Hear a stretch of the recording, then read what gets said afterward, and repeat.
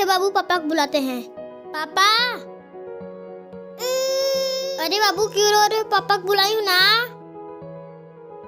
अरे क्या है श्रेया?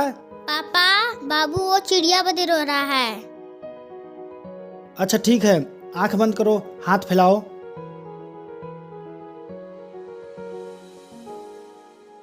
देखो चिड़िया आ गई। ठीक है, हाँ। चलो रो नहीं।